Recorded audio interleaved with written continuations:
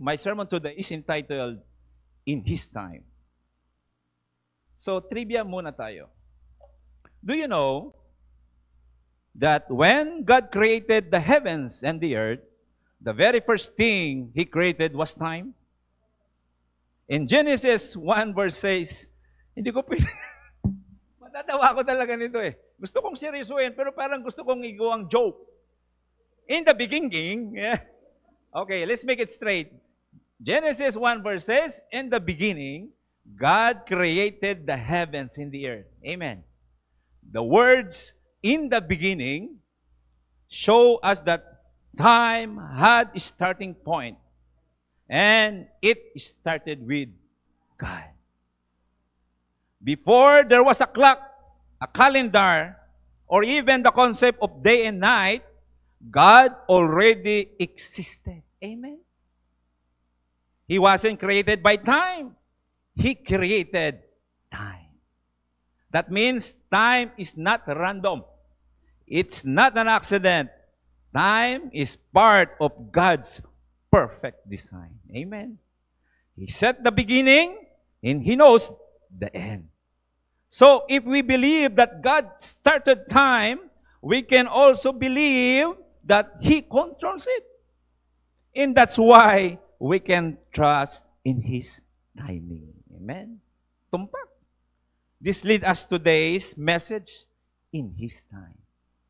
Because if time is started with God, then we should also learn how to live, wait, and move in His time. Amen. So, you know, we live in a world that moves so fast. Everything instant. Instant noodles, instant coffee, instant sweldo kung pwede lang sana.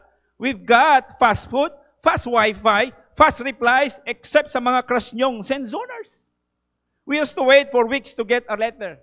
Ngayon, pang hindi nag-reply ng 5 minutes, feeling mo, may issue na. Before, if you wanted to watch a movie, ang daming proseso. You had to do or go to the tindahan and rent Betamax tape. You had to go to the tindahan and rent a Betamax tape. Tapos may label pa na, please rewind after watching. Kung medyo umaangat na ang buhay mo, DVD sa Quiapo. O sa Muslim area, dubudu. Or kung nasa abroad ka naman, noon is Blockbuster or Rogers Rental or may Chinese convenience store pa na may binibintang pelikula, pirated pa minsan, kaya yung subtitle, I will revenge you, my family.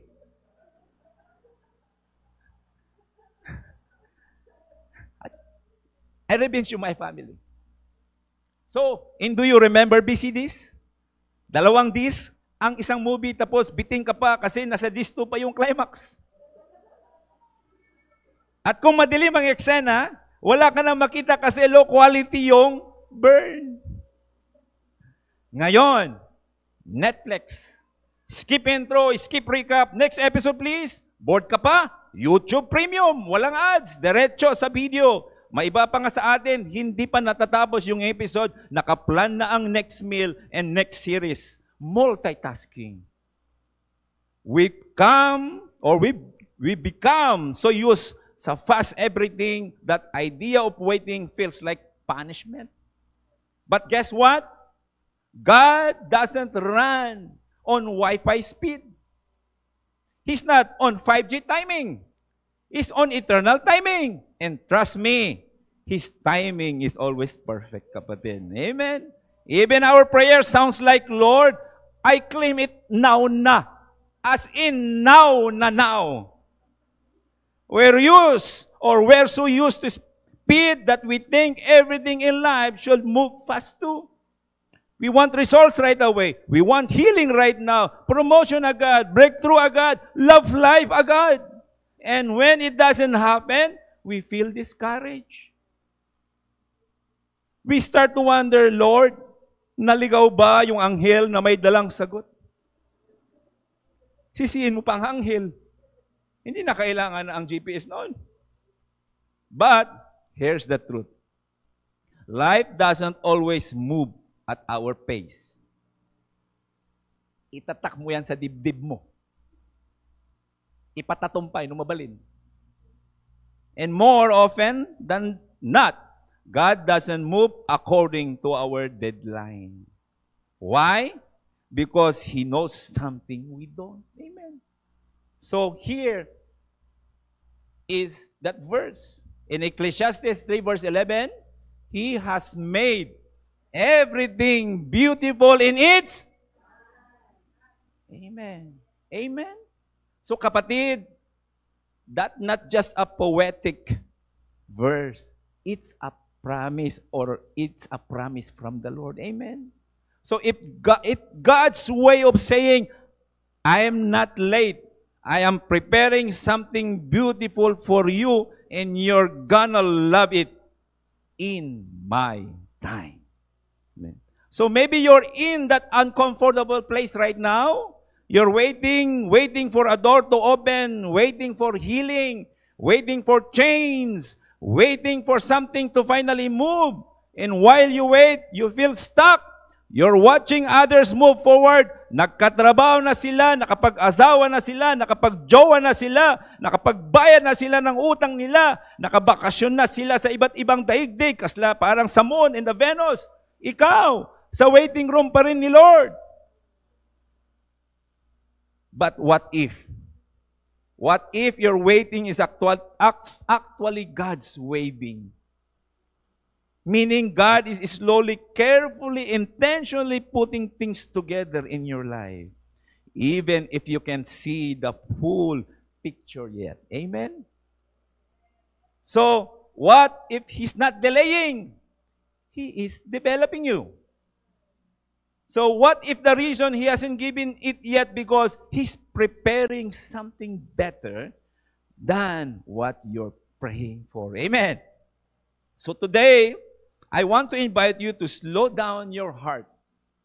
Open your ears and hear what God has to say to you. Amen. You receive it in the name of Jesus. Because I believe He brought you here for a reason. And you made it here today for a reason, because God has a message especially for you. Amen? Hindi aksidente na nandito ka ngayon. May inihandang mensahe si Lord para sa iyo. Amen? So, He wants to whisper to you, anak, son, daughter, relax. I've got this. Trust me. My timing is perfect. I am never late. Amen? In His time. So let's dive in and we'll talk about 3 powerful truths that it will help us understand. Amen? Like, why God does allow us to wait. And waiting is not punishment, it's preparation. And God is doing some in us before He does something for us. The one is, what is God doing in the waiting? And He is working behind the scenes, building your faith and shaping your character. And how can we wait with faith instead of frustration? Which is, choose trust instead of stress, hope instead of rushing, and faith instead of fear. So are you ready to hear from God today? Okay, mabilis lang to. Hindi kayo makakatulog. Point number 1 is, waiting is not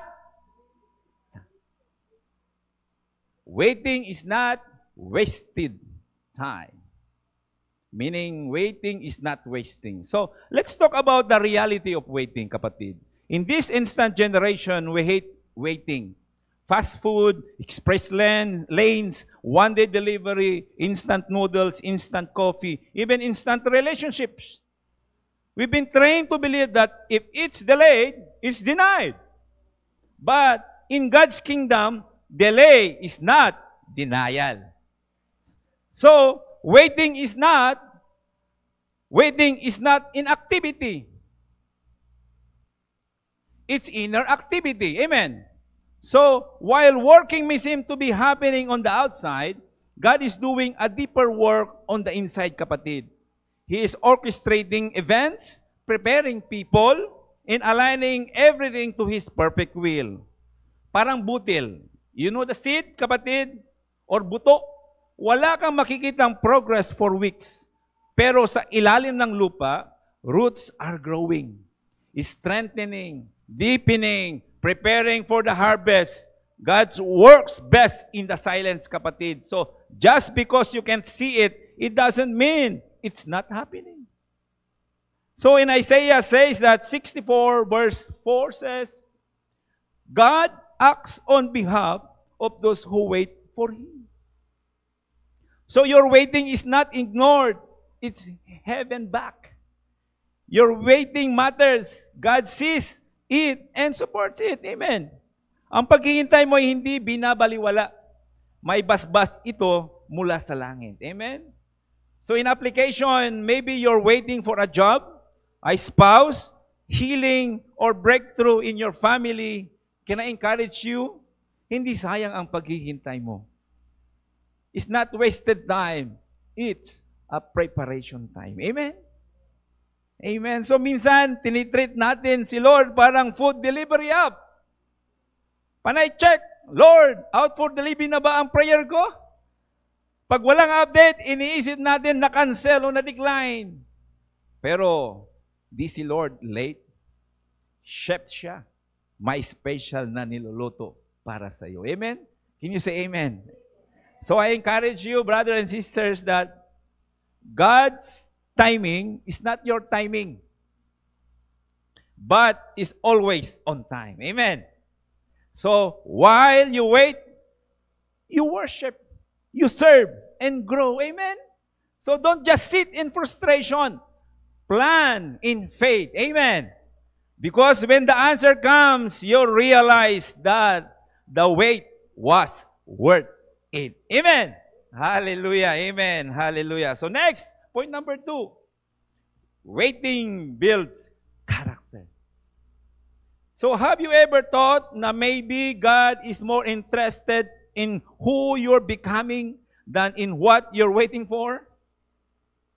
So, waiting is the classroom where God teaches us trust. Amen. So, it humbles us, it breaks our pride, and kills our illusions of control. So you start to realize, I'm not in charge, God is. Amen. So in Romans 5 verse 3 says, 5:3-4 says that trials aren't pointless. They produce perseverance, character, and hope. And yes, waiting feels like suffering sometimes, kapatid. I understand that. But suffering isn't pointless. It's producing something. It's not just building you blessing, it's building your backbone. Amen. So real talk. Sometimes we want God to fast forward to the blessing without going through the process. But character is what sustains the promise. If He gives it too soon, it can destroy you. Realize that, kapatid. If you're now waiting for something, realize what is in the process of waiting. Amen? Example, kung gusto mong magka-business agad, pero emotionally unstable ka pa, God is not being unfair. He's being kind. Because He knows the pressure of blessing can crush you if you're not ready. Parang, Lord, bigyan mo nga ako ng asawa. Pero pag sinabihan ka lang ng leader mo ng kaunting correction, and reply mo agad, I feel attacked. I feel it's not fair. Kapatid, baka hindi asawa ang kailangan mo. Baka kailangan mo munang matutong magpakumbaba at magpasakop. Kasi tandaan mo, ang marriage, hindi lang kilig-kilig na parang umihi ka. Ito'y submission, sacrifice, at maturity. Hindi pwedeng ikaw lagi ang bida. Dapat give and take. Amen? Kung ngayon pa lang, hindi mo matanggap ang simpleng rebuke, paano mo harapin ang lifetime na kasama mo kung may sarili kang opinion, kapatid? Amen? So, gusto mo ng forever, pero ugali mo pang solo flight pa rin? Isip-isip. Amen? So, encourage ko, kapatid, don't just pray, Lord, give me what I want. Pray, Lord, make me who I need to be to receive it. Because in the waiting, you're being refined, not rejected. Amen? So don't just pray, Lord, give me what I want. Instead, pray, Lord, make me the kind of person who's ready to receive what you prepared. Amen? Kasi baka hindi naman no ang sagot ni Lord. Paranoid ka agad. Baka not yet. Amen? And that not yet, God is not punishing you. He's preparing you. Amen? So minsan akala natin delay means denial. Pero kay Lord, delay means development. Amen? Say that. Delay means development. Amen. So, He's not just working on your blessing. He's working on you. Amen? Kasi yung hinihingi mo, pwedeng makasira sa iyong kung immature ka pa. So God, in His grace, will hold it back, not to deprive you, but to protect you. Amen? So you think you're being rejected, but really, you are being refined. Why? Because God is not a genie who grant wishes. Remember that. Hindi kuskusin mo yung takuri. Lalabas yung genie ni Lord doon. He's a Father who shapes character. Can we hear that again? He is a Father who shapes character. Amen? So, the question is not, Lord, when will you answer me? But rather, Lord, what are you building in me while I'll wait? Amen? Hallelujah. In the last, palakpakan natin ang Panginoon. Amen. Alam nyo, short but brief, but nakakaintindi kayo. Amen. Okay, the number 3 is, wait with expectation, not prostration. Amen. So sa Tagalog, maghintay ka na may pananabik, hindi may inis. So let's be honest. It's easy to get frustrated in the waiting. Amen. You look around and see people getting promoted, getting engaged, getting healed, and you're like, Lord, ako naman, But listen to this. Comparison is the thief of expectation. So, stop comparing. Comparison kills gratitude. Focus on your lane. God is doing something unique in your life. Amen? Hindi pwedeng namatay siya, mamatay ka rin. Magusto mo? Nagtatampo ka, sabi mo, siya, bakit yumaman siya? Hindi man ako yumaman. Nung namatay yung tao, nakaganda-ganda ang katawan na, bakit siya namatay? Ako naman. Ganon gusto nyo? You like that? You have unique life. Amen? So stop comparing. So in Tagalog, ang pagkukumpara o merong compassion kills gratitude. Focus on your lane. God is doing something unique in your life.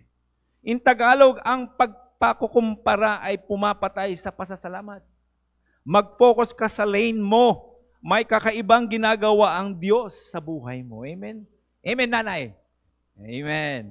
So, grabe, no? Kasi totoo. The moment you start comparing your timeline, your blessings, your journey to someone else, you stop appreciating what God is doing in your life. Amen. Ang ganda na sana ng posture mo. Full of hope, full of faith, waiting with expectations. Pero nakita mong may na-promote, may nagka-love life, may umangat sa buhay, bigla kang nalamig. Instead of saying, Lord, I know you're working, you start thinking, Lord, bakit siya meron na, ako wala pa? So here's the problem, kapatid. So when you compare, you start to compete. And when you compete, you forget to cooperate with God's unique plan for you. Amen? So let's be real again. Comparison is exhausting, nakakapagod. It's like you maintain the balance, right? So while you're busy watching other people progress, you slowly lost sight of your own purpose. Instead of growing, when you're planted, you keep looking over the fence, wondering why someone else is blooming first.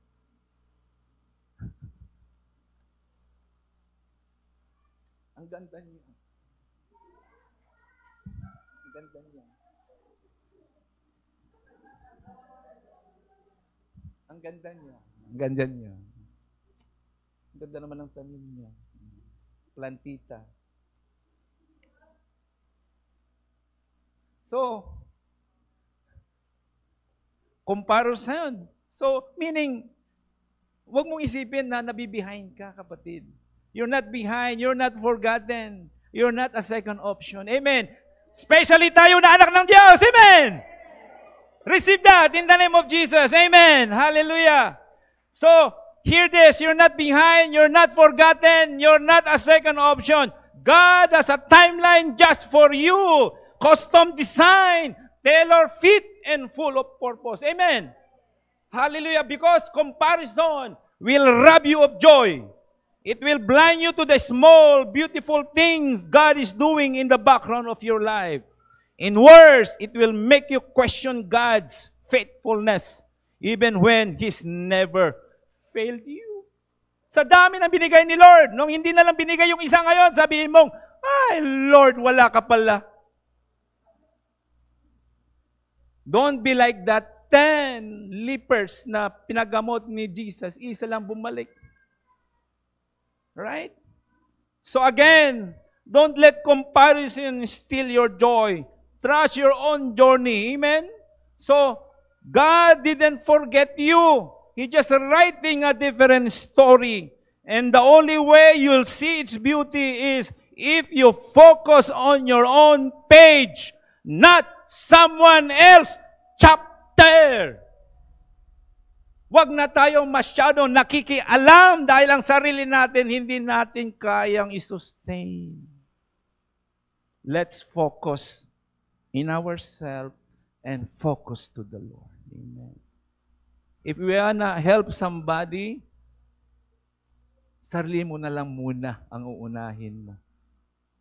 Right? Because God will do something about it. Amen. Hallelujah. So, next time, you tempted to compare and remind yourself, what God has for me is for me. And His time, it will come beautiful, complete, and just right. Amen? So, in Habakkuk, tama ba ka-pronounce ko mo?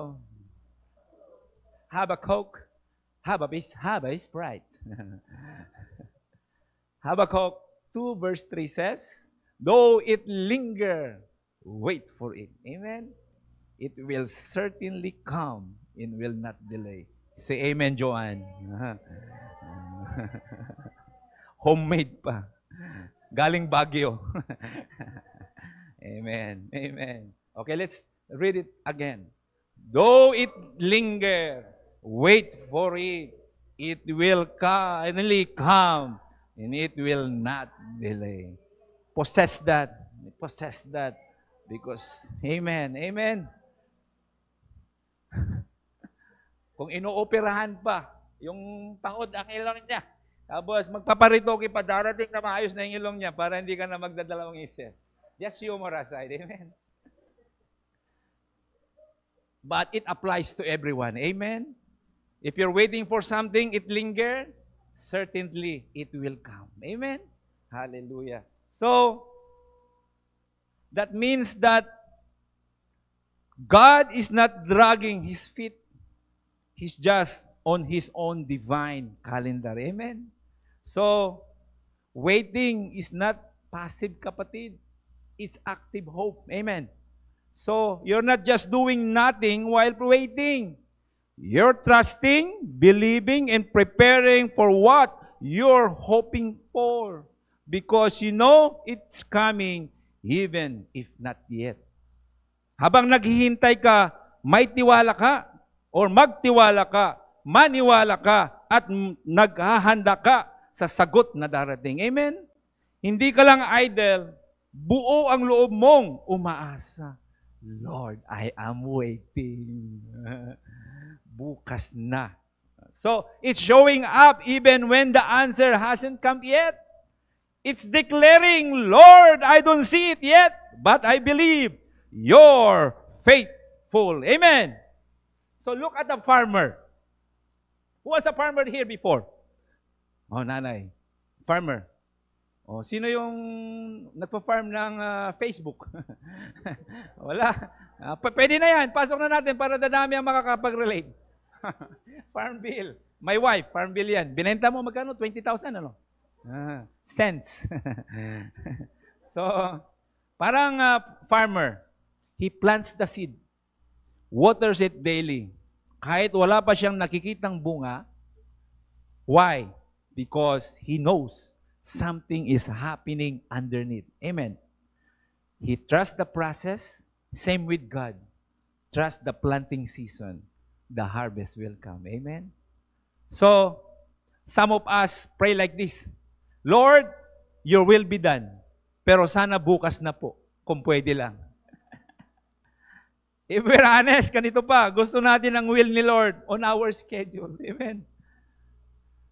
So, in application, instead of saying, Lord, kailan pa? Start asking, Lord, what are you showing me today? Amen. So, be expectant.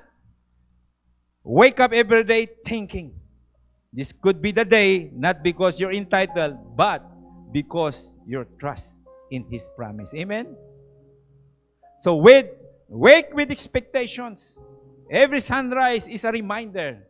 God is not done with your story. Amen. Kahit kahapon, puro delay. Huwag mawala ng pag-asa ngayon. Ulitin ko, kahit kahapon, puro delay, kahit kahapon, palpak, huwag mawala ng pag-asa ngayon. Kung uutang ka ngayon, balik ka bukas. Alam niyo yan. Balik ka ulit bukas because you will get that utang.